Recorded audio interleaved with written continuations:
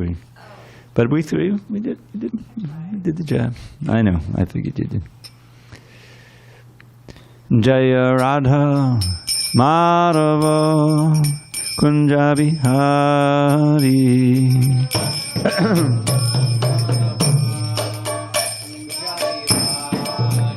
Jaya Radha Madhava Kunja Bihari.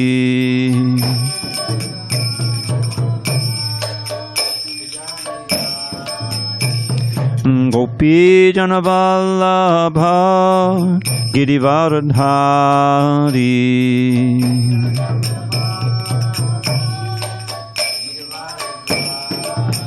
Jaya Gopi Jana Vallabha Girivardhari.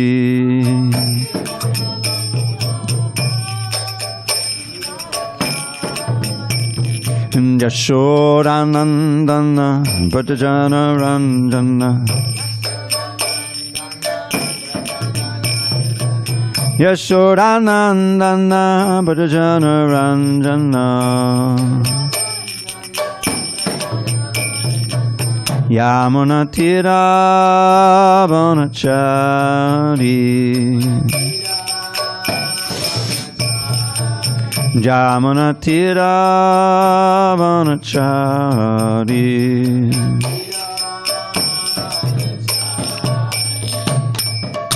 Hare Krishna, Hare Krishna, Krishna Krishna, Hare Hare, Hare Rama, Hare Rama, Rama Rama, Hare Hare.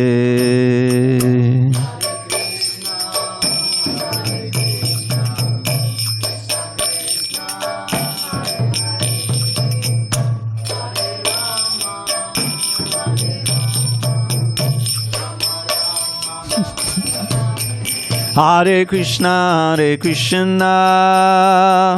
Krishna Krishna, Hare Hare, Hare Rama, Rama Rama, Hare Hare, Hare Krishna,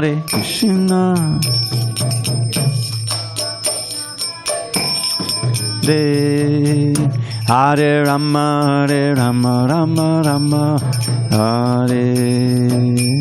Jaya Radha Madhava Kunja Bihari.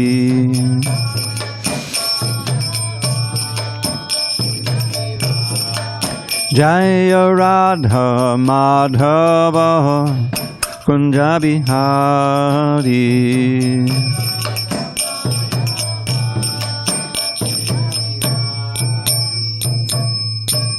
Jayam Vishnupad Paramahansa Parujikacharya Ashtotar that Shri Srimad Divine Grace Srila A.C. Bhaktivedanta Swami Prabhupada Ki Jai. ISKCON BBT Founder Acharya Srila Prabhupada Ki Jai. Jayam Vishnupad Paramahansa Parujikacharya Ashtotar that Shri Srimad Divine Grace Srila Bhakti Siddhanta Saraswati Thakur Ki Jai. Ananda Koti Vaishnavin Ki Jai. Namacharya Srila Haridas Thakur Ki Jai. Srimad Bhagavad Gita Ki Jai. Samaveda Bhaktivinoda Ki Jai. All glories to the assembled devotees. All glories to the assembled devotees. All glories to the assembled devotees. All glories to Shri Guru and Gauranga. So we're a little behind, but let's forge ahead. Om Namo Bhagavate Vasudevaya. Om Namo Bhagavate Vasudevaya. Om Namo Bhagavate Vasudevaya.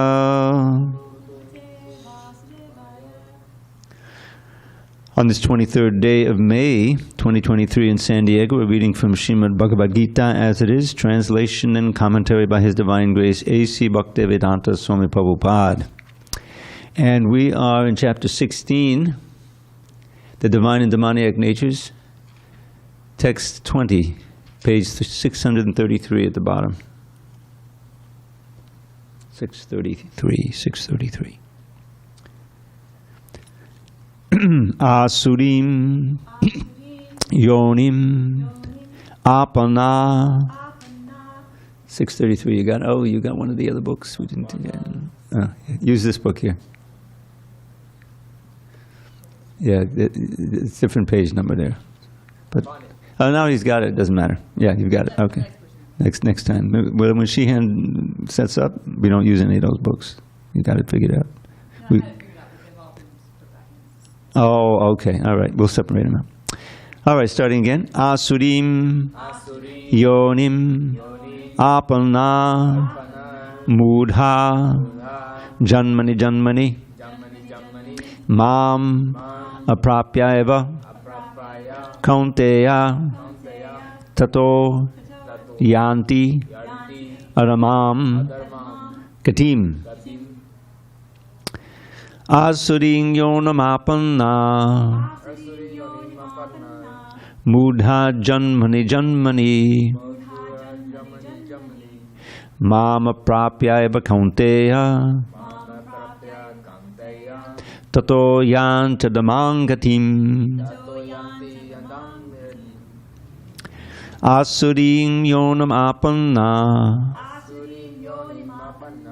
mudha janmani janmani mama prapya eva kaunteya tato yanta dagamam gatim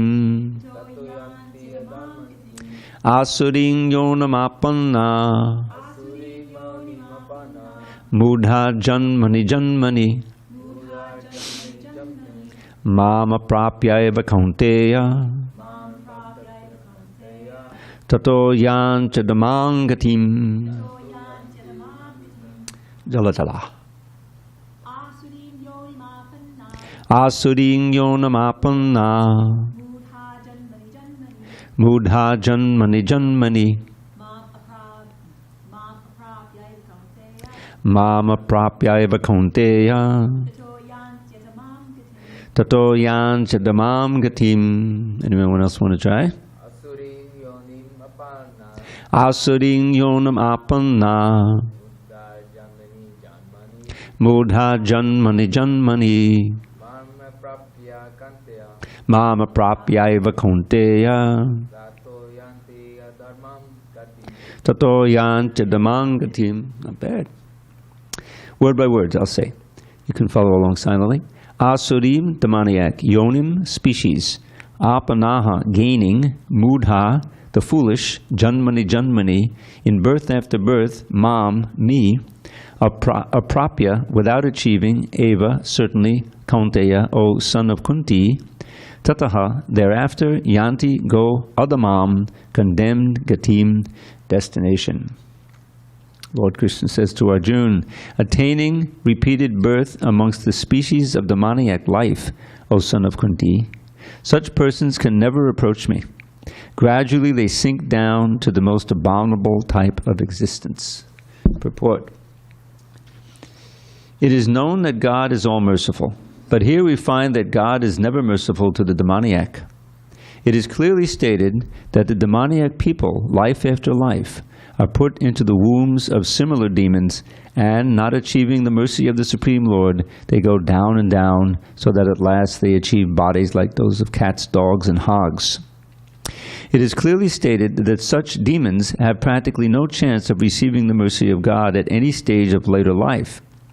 In the Vedas also it is stated that such persons gradually sink to become dogs and hogs. It may be then argued in this connection that God should not be advertised as all-merciful if he is not merciful to such demons.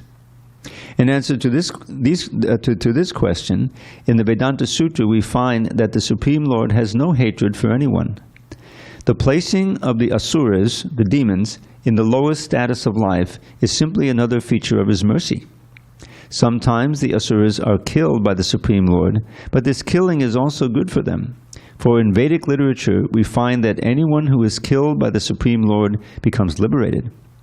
There are instances in history of many asuras, Ravana, Kamsa, Hiranyakashipu, to whom the Lord appeared in various incarnations just to kill them. Therefore, God's mercy is shown to the asuras if they are fortunate enough to be killed by him. Om Jnana Timurandasya Jnanandana Shalakaya Chakshu unmilatam mena tasmai Shri Gurave Namaha. I was born in the darkest of ignorance, but my spiritual master, Srila Prabhupada, opened my eyes with the torchlight of knowledge. I offer my humble obeisances unto him and all members of Sri Parampara. So this may be a little bit difficult to understand, how God can be so merciful by killing the demons and throwing them down, down, down into these species of life. But we have to go back all the way to the beginning of the Bhagavad Gita to understand the first lesson, which is that nobody dies. The soul never dies. We simply we are conditioned or we're liberated. In the liberated state, in the perfect state, we're in the spiritual world with Krishna, blissfully serving in our specific individual way. And there's no old age, there's no disease, there's no death, there's no anxiety. That's why it's called Vaikuntha. Vaikuntha means no anxiety. It's not that Goloka Vrindavan is not Vaikuntha. It's the highest Vaikuntha planet, the highest planet with no anxiety. So now what is all this about, down, down, down perpetually? Perpetually is just relative. It doesn't mean for eternity. It means for a long time. And this is, how is he merciful to the demons? By killing them? Well, it is said in this purport that when God kills you personally, then you get liberation. Why is that? Because if someone is in your face killing you, that's the last thing you think about. If someone is murdering you. I mean, it's a little grisly to think about that. But if it happens to be God, then you're absorbed in God. And that absorption in any way, even the negative way, is auspicious for you. This is one of the wonderful things about chanting the holy name. You could be the most degraded person, and you come across we used to have a lot of chanting parties during the day, all day downtown. Now we do occasional, we have parties.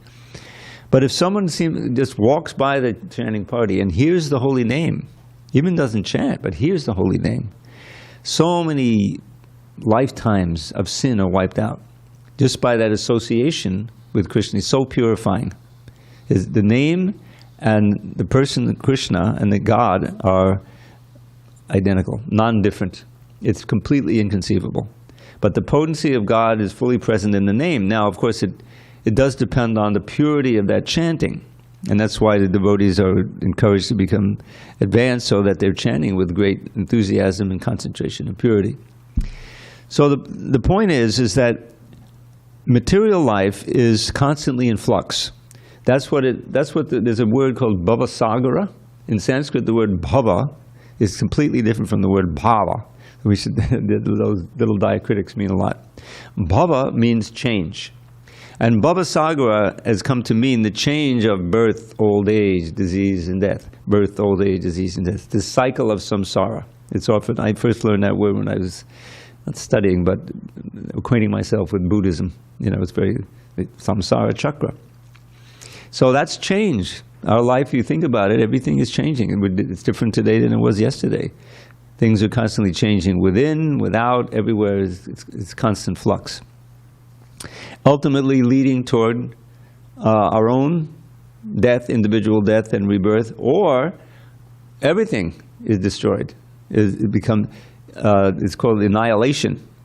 And when it's described in the Shastra that a big flood occurs and fire and then flood, and we had the flood, the ark, right? But complete flood, and everything is dissolved, and ultimately we merge back into the body of God in his form as Mahavishnu, indicated in the painting in the corner if you want to study it a little bit.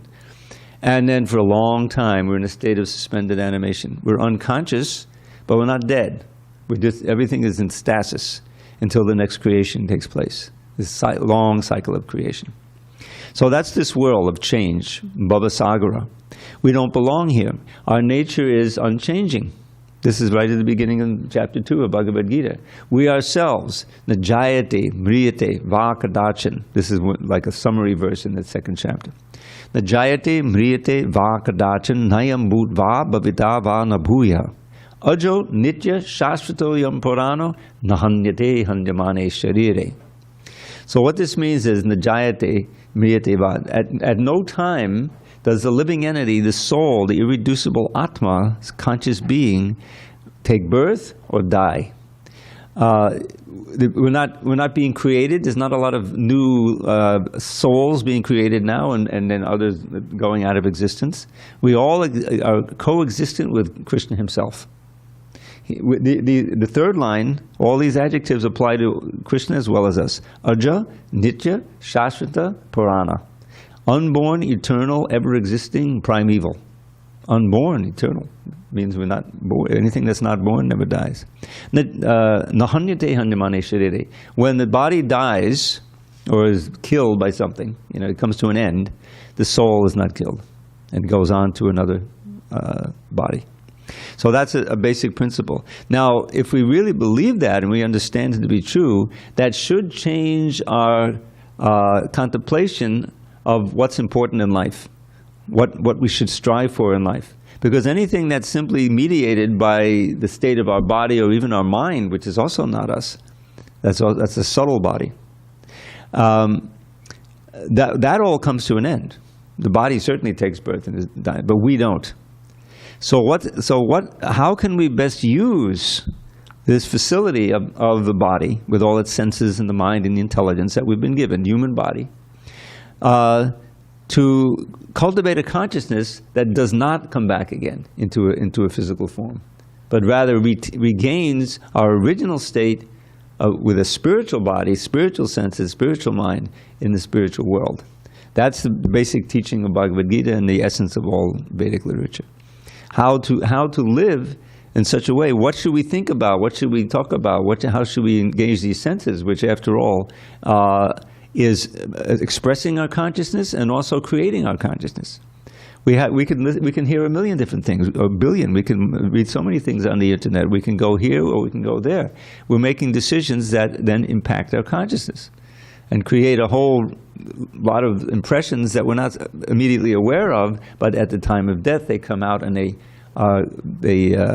determine the most prominent thought that we have at the time of death, which determines our destiny. That's spoken of in the 8th chapter of Bhagavad Gita. Krishna says, Yang vapi smadang bhavan, jajat jante kalevaram, tam tame bhaiti konteya sadatad bhava bhavitaha. Whatever you think about, yang vapi smadang bhavan, you remember, think about it. Ante kalevaram. Ante kalevaram simply means the end time of the body. When the body is no longer functioning, you die. Kalevaram. Tam tame bhaiti konteya. That thought, that state of consciousness will determine the next body that you're going to take. So that's the irreducible fact of life.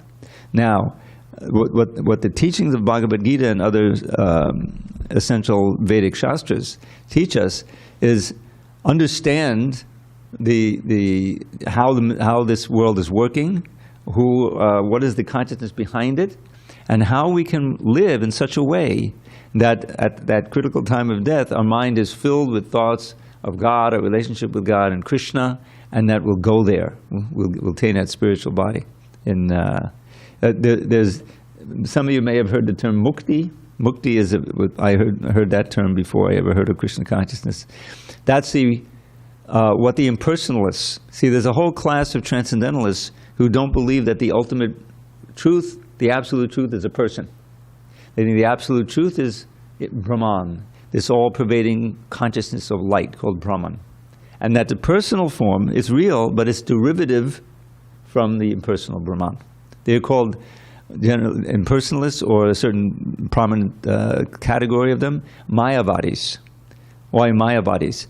Vadi, this suffix vadi in Sanskrit indicates speaking a certain philosophy, one who adheres to a certain philosophy. Vada means, it relates to vak or speech, what you say. So they're saying everything that we see is Maya, including those things that those sentimental bhaktas think is God, like the form of God, the sound. It's all Maya, it's all illusory because it seems to be just like ordinary sound. This is just like an ordinary statue. This is an ordinary building. What's the difference? You see? There's a vast difference. Is that the sound that articulates the name, form, qualities of God is transcendental, meaning that it purifies you and revives your original pure consciousness. And so in the Bhagavad Purana, which is our basic book, it's much longer. Bhagavad Gita is like the ABCs, believe it or not. And then we go on from there to the Bhagavad Purana, what we call Srimad Bhagavatam. 18 big volumes. But it has a great treasure, the greatest treasure, the 10th canto, which is an account of Krishna's pastimes, or Leela, that he performed when he came to earth 5,000 years ago, which are replicas of the spiritual world. So it's very important. And in that Srimad Bhagavatam, this principle is articulated, again and again in great detail, of whatever you think of at that time of death will determine your life. And it gives a definition of this term, mukti. Muktir hitva anyata rupam swarupena vyavastatihi. Now let's unpack this. Mukti means liberation. Liberation from the bondage of the body, which means birth, old age, disease, and death. Threefold miseries, I mentioned them last night. We're all familiar with them, we just don't know the name. Just think of what we call adidaivic miseries. We're peacefully living here, When I first came here, I came from Miami, Florida. I lived there for 6 years, now I've been here for 34 years. And in Miami, you don't have to worry about earthquakes. They've never had an earthquake that I know of, But hurricanes. Oh, this a certain season, starting maybe next month and month after. Yeah, you watch the weather. They're all boiling up from the Caribbean and coming, and they threaten, and So if it's really bad, you have to vacate. Board everything up and go inland. Here, I don't recall any hurricane threats, although they seem to come down into the Baja California, but they don't come. Because the hurricanes go the other way. In the northern hemisphere, they come from east to west. And we're on the west coast, so they go off and head toward Hawaii. But, big threat of earthquakes, right? I remember, this goes way back.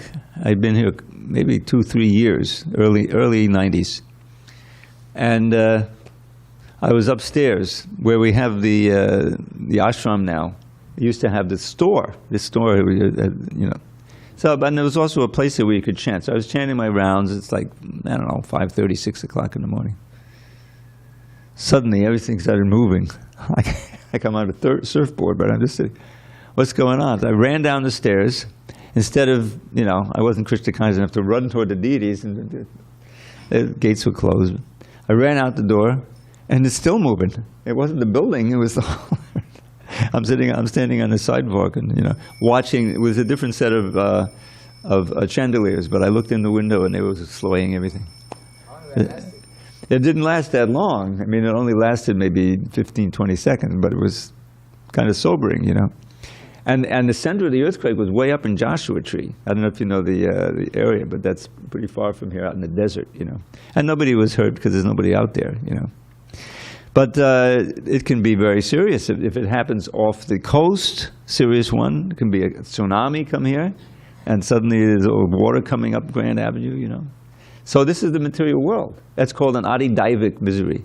And now, because of the climate change, because the earthquakes aren't getting better, but the hurricanes, the storms, we never had such a prolonged season of fires in Northern California. We had a few years ago, on and on and on.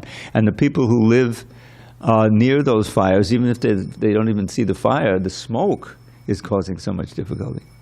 These things are out of control. You're living your peaceful life, I've got it together. Suddenly there's some danger.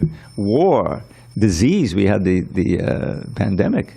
That was a shock to everybody, right? Still, the invisible danger, So this is life in the material world. At any moment, your whole world can be upended. Yeah.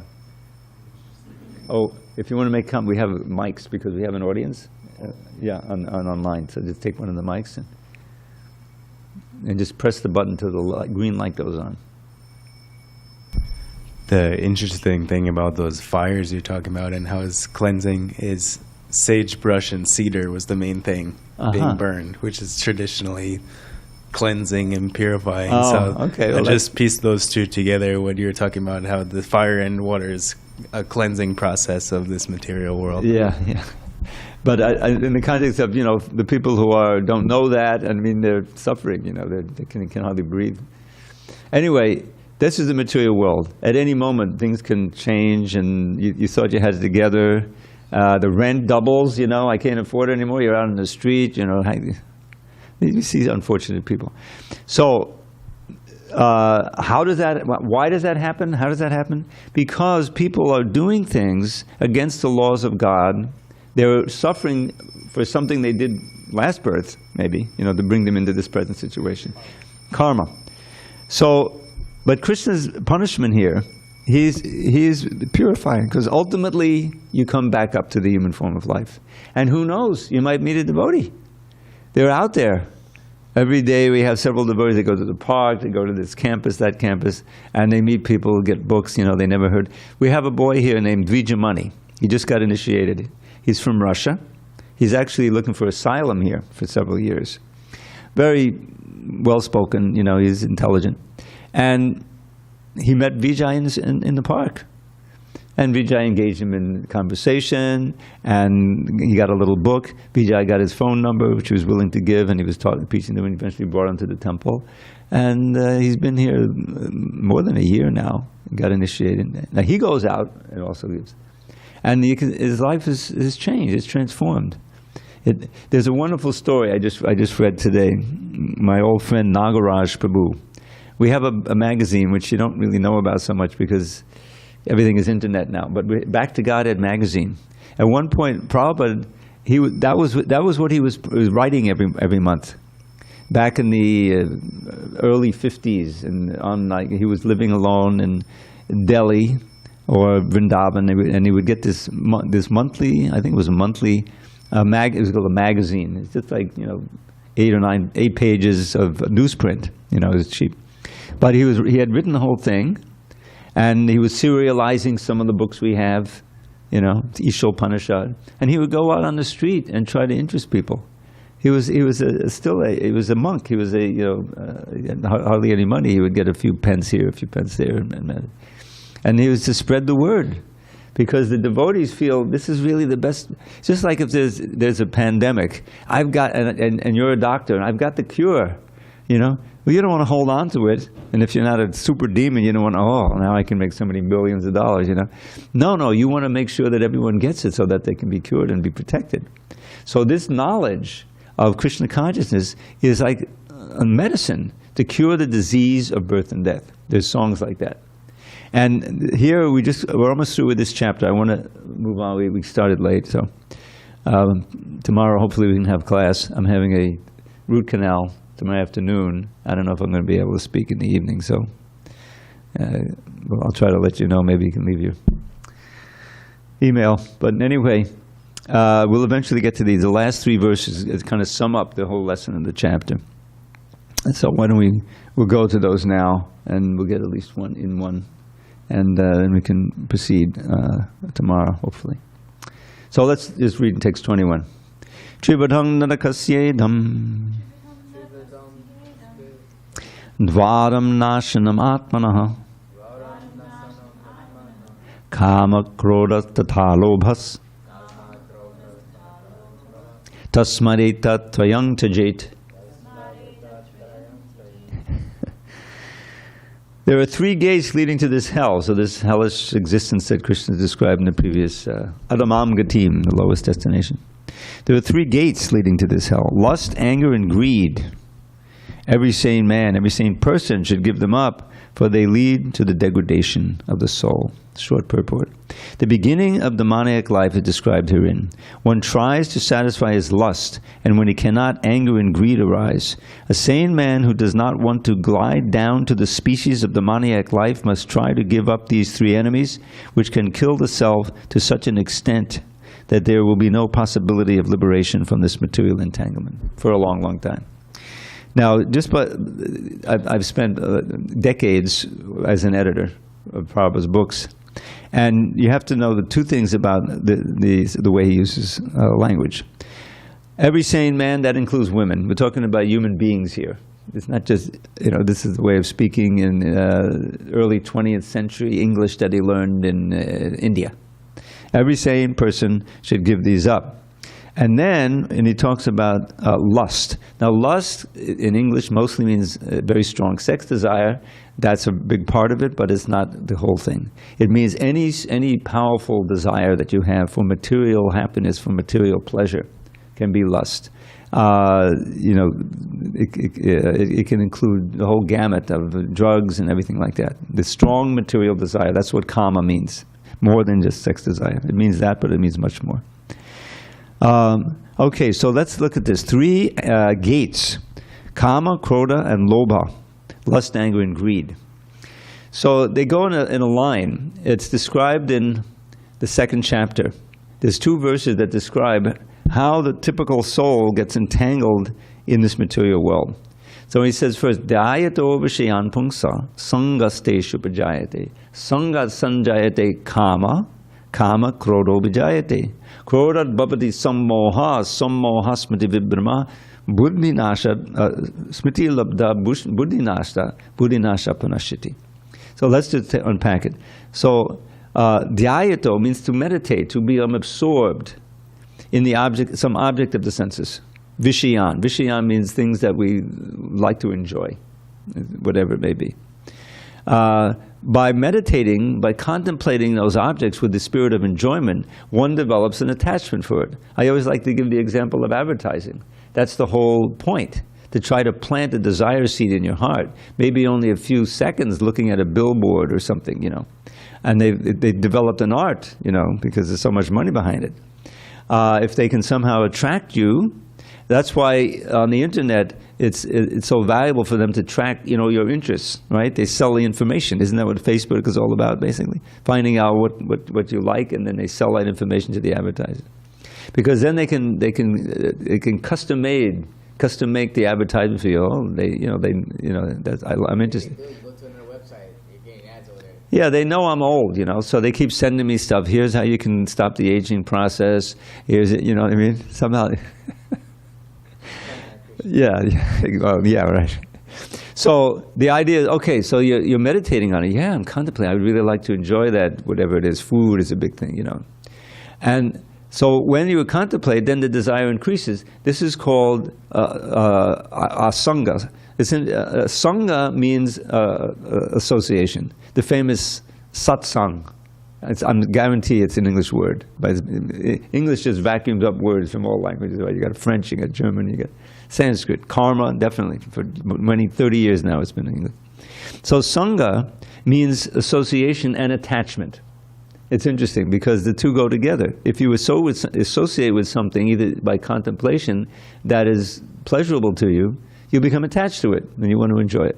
So dhyayado vishayan pungsa, a human being who meditates on an object with sangas, sangas teshu pajayate, then develops sangha for it, attachment. Sangat sanjayate kama. Here's that word kama again. By by association and by attachment, you become, obsessed with enjoying it. That's kama. I gotta have it, kama, And you may get some of that, be able to fulfill that to a certain degree, but it's never to your ultimate degree because your desire is unlimited.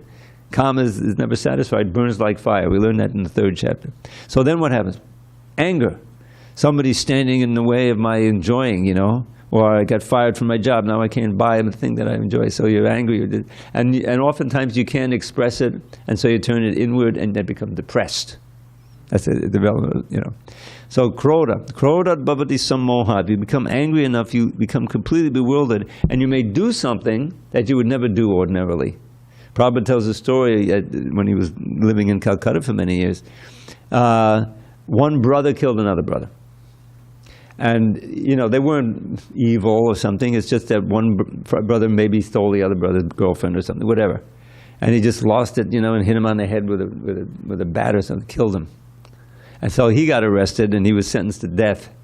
Great. So the father was pleading to the judge, I lost one son, now the other son, at least give him life sentence. So they commuted his life.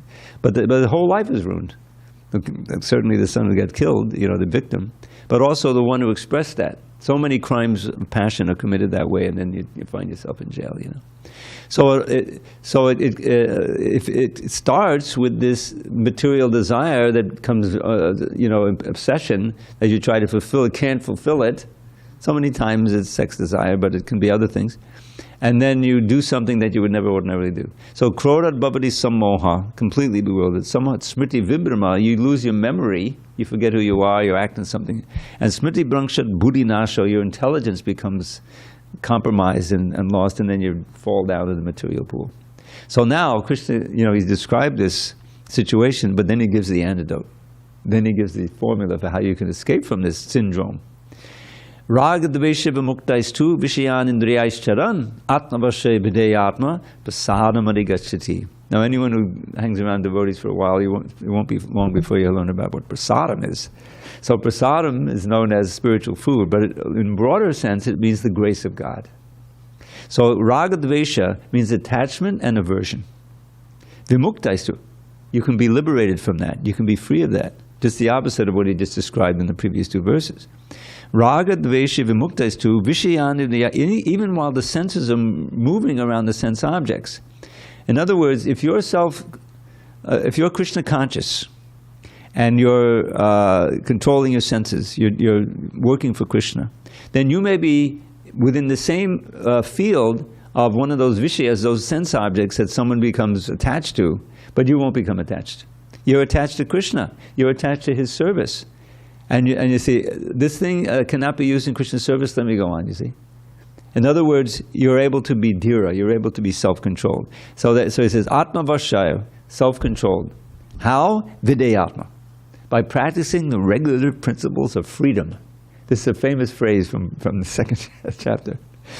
Regulative principles of freedom, it sounds like an oxymoron, means self-contradictory, because regulative means to restrain, right? So where's the freedom? Because these regulative principles free the soul from being compromised by this process of attachment and then anger and all of these things. And those regulative principles of freedom of what we practice here. More than what we call the four regs. The four regs are there, but that's the negative part. There's also the positive. The regulative principle means no illicit sex, no gambling, no intoxication, no meat eating. Now, you think, oh boy, that's a big job. Prabhupada tells a story when one of his godbrothers, his associates, who were also the disciples of Bhaktisiddhanta Saraswati Thakur, he sent them to England. Prabhupada was still in his household life. He wasn't free to travel, or but they were sannyasis. They were renunciants, and they were some of his most advanced disciples. He sent them to London in, I don't know, the early 30s probably, with the aim of starting the international movement, And unlike Prabhupada, Prabhupada was meeting the people on the street. He was meeting the ordinary people. They went toward the lords and ladies, they went to the high society. So one of them said, and they were familiar because the British were ruling India. So all kinds of, they got some knowledge.